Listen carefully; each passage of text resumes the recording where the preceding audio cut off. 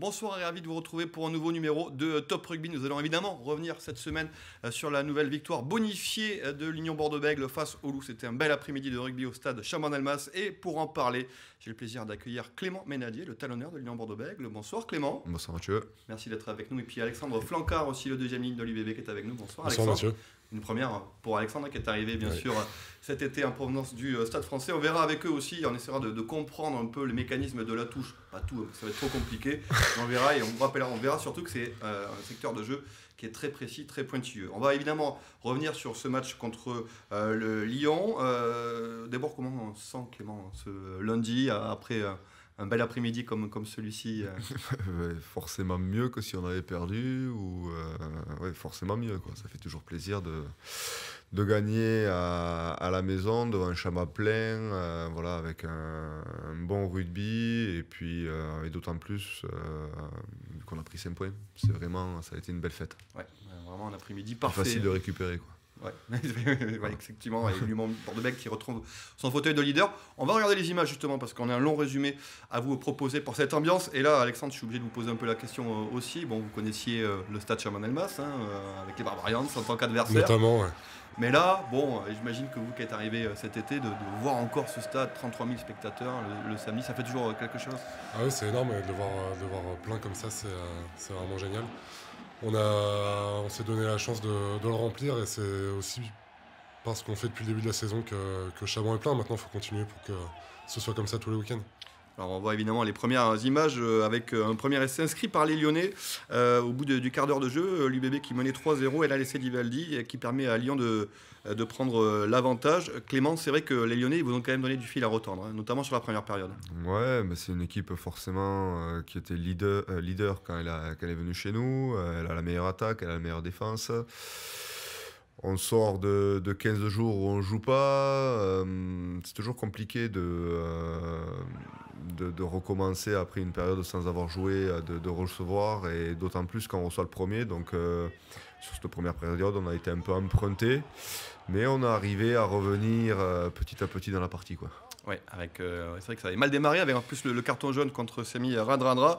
C'est vrai que l'entame a été un peu compliquée. Tiens, on avait une question Twitter aussi de Saturn Oval. Ça revient un peu à ce qu'on disait aussi sur la préparation d'avant-match. On va poser la question à Alexandre. Est-ce que vous aviez un peu d'appréhension avant la rencontre? Match de reprise, comme l'a dit Clément. Vous jouez le leader, c'est guichet fermé. Il y a une atmosphère un peu particulière. C'est sûr qu'il y a une atmosphère particulière, surtout sur un match de reprise face au leader qui vient chez nous. Mais je pense qu'on avait surtout à cœur de faire un grand match et de reprendre ce fauteuil de leader. On avait les boules de l'avoir perdu à Toulouse. Donc je pense que c'est surtout ce sentiment qui a dominé le groupe toute la semaine. Avec l'essai de Radradra, donc c'est juste avant la mi-temps, ça va permettre à l'Union Bordeaux-Bègles de revenir à 10 partout. Clément, on a senti quand même que l'UBB a été très chirurgical, c'est-à-dire que vous avez marqué à des moments clés de la rencontre. Ouais, le premier moment clé, je pense que c'est le coup de pied que joue Vigneski sur le troisième rideau. Voilà, ça se joue à rien, que ce soit Nathalie Kassi, qui l'attrape. Romain récupère ce ballon, on joue trop bien la contre-attaque, et Semi fait une course de 50 mètres tout seul. Donc voilà. D'ailleurs, ça m'a fait exploser le compteur de temps. Le radar. Ouais, le compteur de temps, parce que du coup, l'action, c'est, je sais pas, nous on n'a même pas le temps d'arriver sur le banc sur la touche, les remplaçants. Ça va faire à peine même pas 2 minutes qu'on a rejoué. Donc cet essai nous fait vraiment du bien à la tête et met un peu les Lyonnais au fond du seau. Est-ce que, comme l'a dit finalement Christophe Furios aussi, Alexandre, c'est pas forcément la meilleure équipe qui l'a emporté samedi? Et si on l'a emporté, c'est certainement qu'on était la meilleure équipe finalement, parce qu'en plus on gagnait avec le bonus. Donc je sais pas, non. Sur l'ensemble du match, parce que les Lyonnais, quand même, ils vous ont embêté jusqu'à la 70e. En tout cas, ça aura certainement été l'équipe la plus. Oui, vous regardez la mêlée, évidemment. Ouais. Non, mais qui aura réussi à tenir le bras de fer tout le match et à faire basculer le match en fin de période en sa faveur. On a laissé les images de la mêlée, pas pour montrer que la mêlée a reculé, parce que ça a été quand même assez équilibré dans ce secteur de jeu, mais pour montrer que les Lyonnais, jusqu'à la 72e, ils sont juste derrière. Ils vous talonnent de près, 20-19. Et Clément, vous ne vous affolez jamais avec le groupe. Même à 14, quand Semi prend le jaune, voilà, il dégage une espèce de sérénité quand même cette saison. Ouais, c'est peut-être le plus qu'on a, c'est qu'on a cette force mentale qui nous faisait défaut peut-être les années précédentes, que là on arrive à avoir et qui, malgré tout, grâce à Death Factor X, permet de nous faire basculer tout le temps du côté positif, quoi.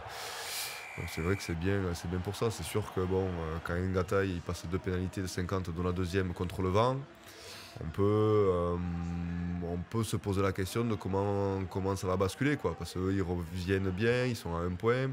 D'ailleurs Max fait le boulot en mettant une pénalité, et puis après on a Santi qui prend 2 fois le trou, qui fait marquer Seta, et là sur cette dernière image avec une belle remise intérieure de Max à l'aveugle, nous offre le point de bonus. Ouais, avec l'essai de Cordero, donc jusqu'à la fin, c'est vrai que jusqu'à la fin, c'est un scénario parfait. On parlait des factories, Clément en parlait. Vous êtes rentrés, hein, vous aussi, tous les deux, en fin de rencontre. Vous êtes des Factor X aussi, voilà. Mais est-ce qu'il y avait des consignes, peut-être vous êtes rentrés en fin de match, il y avait des consignes justement pour aller chercher le bonus Nous, pas particulièrement, mais effectivement, sur les leaders de jeu, on sait à ce moment-là du match qu'il reste à peine 10 minutes et qu'on a la possibilité d'aller chercher le bonus. Donc, des consignes particulières, non, mais de faire passer le message de tout donner pour aller le chercher, effectivement. Et Chaban, en fait, on vous a laissé les dernières secondes de cette rencontre donc, et cette victoire. C'est un match qui va compter, peut-être plus que les autres, Clément, parce que c'était quand même le leader qui venait. Il y a cette victoire bonifiée, 33 000 spectateurs. C'est une victoire qui va compter dans la saison. Je pense que c'est une victoire qui va compter, parce que c'était toujours à ce moment-là, au moment du tournoi, où mine de rien, sur les années précédentes, on commençait à avoir des difficultés. Faire un match de cette qualité à ce moment-là, sans nos internationaux, ça montre l'évolution de ce groupe. Donc c'est plutôt de bon augure. Après, voilà, il faut rester vigilant. Il reste encore pratiquement 12 matchs, je crois, de phase régulière. Voilà, on reste sur notre chemin, on reste dans notre schéma, on ne va pas s'emballer. Après, voilà, il faut être content de ce match, il faut être content d'avoir repris cette place de leader. Et il faut tout faire pour essayer de la garder de samedi en samedi. Ouais, des facteurs X, du réalisme, une profondeur de banc. Qu'est-ce qui peut arrêter l'UBB cette saison? Je vais vous poser la question à tous les deux. Alexandre, peut-être. J'espère rien. Ouais. Non, oui, effectivement, certainement le plus gros danger, c'est peut-être nous-mêmes de ne pas réussir à garder cette constance jusqu'à la fin de la saison. Mais je pense aujourd'hui qu'on a clairement la faculté de garder ce travail et ce groupe fort et soudé jusqu'au bout. Oui, Clément, pareil. Ouais, je vais pas rajouter, il a très bien parlé. Parfait. Il parle très bien. Oui, c'est vrai. Allez, on va voir les résultats, justement, donc avec les tableaux récapitulatifs de ce qui s'est passé sur cette journée. Il s'est passé pas mal de choses intéressantes avec des victoires sur le fil, notamment de Clermont du côté de la section paloise, ou encore du Stade Français contre La Rochelle. Il valait mieux que les Parisiens gagnent et ça s'est joué à pas grand-chose. Au classement, vous allez le voir, l'UBB évidemment reprend la première place. Ça bouge aussi en bas de tableau. C'est très serré sur la lutte dans le bas du tableau pour le maintien. Et vous voyez surtout que l'UBB compte 16 points d'avance sur la 6e place sur les Rochelais. Sur l'équipe de Clermont, vous vous déplacerez justement lors de la prochaine journée. Ouais, La Rochelle, ils sont bien quand même. La Rochelle, oui. Les Rochelle, ils sont un peu mieux que les Clermontois, justement. On va parler du match à Clermont. C'est samedi 20h45. On a d'autres affiches à vous montrer. La venue du Castres Olympique. La billetterie est ouverte. Ça, c'est le dimanche 12h30, comme chaque année. Pour la venue de Castres, c'est toujours un dimanche à 12h30. En général, sous la pluie, on ne le souhaite pas. Mais on verra, ça sera en tout cas la billetterie est ouverte. Billetterie ouverte aussi pour le quart de finale européen, avec des places à partir de 10 €. Et puis on a une autre affiche aussi. Sébastien Cailly, il est en forme cette année pour les affiches avec la délocalisation de l'entraînement. Ce sera à Saint-Médard, à Anjal, le 4 mars, où bien vous pourrez voir de près les joueurs de l'Union Bordeaux-Bègles. Et puis on vous donne aussi les résultats des équipes girondines en Fédéral 1. Difficile pour le bassin d'Arcachon, battu de peu à Tyros, le RCBA qui est 11e avec 30 points et qui recevra le leader Cognac Saint-Jean-d'Angely dimanche prochain à 15h. Puis voyez en Fédéral 2, 2 victoires à l'extérieur pour Florac et Langon qui se partagent la première place. En tout cas, Langon est premier, 61 points. Florac, deuxième, 54 points. Le match à Clermont, justement, qu'est-ce qu'on peut dire sur cette équipe de Clermont qui souffle un peu le chaud et le froid cette saison. Est-ce que c'est le grand Clermont des saisons dernières pour vous, Alexandre? Pour l'instant, non, je pense pas, mais on sait qu'ils peuvent très bien finir la saison et à domicile, c'est jamais évident. C'est une équipe un peu comme Lyon. Ça va être un match très accroché, très physique. Donc on sait à quoi s'attendre. Donc on sait que ça va être compliqué d'aller gagner là-bas, mais en tout cas, nous, on y va clairement pour ça. Et en tout cas, on sait, cette saison, l'Union Bordeaux-Bègles sait voyager. Clément, c'est aussi ça, la nouveauté. C'était un peu le problème, notamment la saison dernière. Ouais, l'année dernière, ça a été le problème. Il y a quelques années, on avait quand même gagné aussi à l'extérieur, mais on ne gagnait plus à la maison. Mais là, pour l'instant, on arrive plutôt bien à faire les deux. Donc voilà, il faut continuer. Le match de samedi sera quand même très compliqué de haut niveau de nouveau, quoi. 20h45, le coup d'envoi donc à Clermont. Un mot sur vous aussi, on va parler de la touche, parce qu'on a la chance de vous avoir là, un lanceur et un sauteur, donc on va essayer de comprendre un peu comment ça marche. Mais juste d'abord, Alex, vous, vos premiers mois au club, ça se passe bien l'intégration à Bordeaux ? Ça se passe très bien, et c'est que du bonheur pour l'instant. Dans le groupe, ça se passe extrêmement bien. J'ai eu la chance d'être très bien accueilli. Personnellement, ça se passe bien aussi. Donc, comment ? Pas trop de cons, ça va. Non, ça va pas trop. J'ai pas à me plaindre. Donc non, pour l'instant, vous n'avez pas été visité, non, que du positif. Clément, comment vous travaillez ? Tiens, la touche, on a la chance de vous avoir tous les deux. Peut-être que le grand public ne le sait pas, mais c'est vraiment un travail, une coordination qui se travaille au quotidien. C'est très minutieux, la touche. Ouais, c'est... Rien que d'y penser, rien que d'y penser. Ouais. Non, mais c'est très compliqué, c'est un travail compliqué parce que... Il y a 400 combinaisons quand même. Non, mais il y a de multiples facteurs à prendre en compte dans une touche. Donc il y a forcément l'adversaire, comment il défend, ça change tous les week-ends. Il y a nous, comment on travaille aussi. Des fois, une touche, ça se joue à pas grand-chose. Ça se joue à 1 cm, elle est trop haute. 1 cm, elle est trop basse, il y a le contre.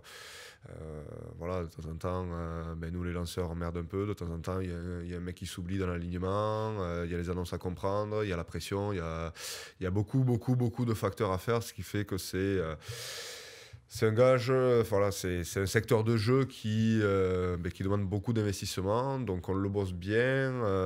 De temps en temps, ça marche très bien, comme ce week-end. De temps en temps, ça marche moins bien.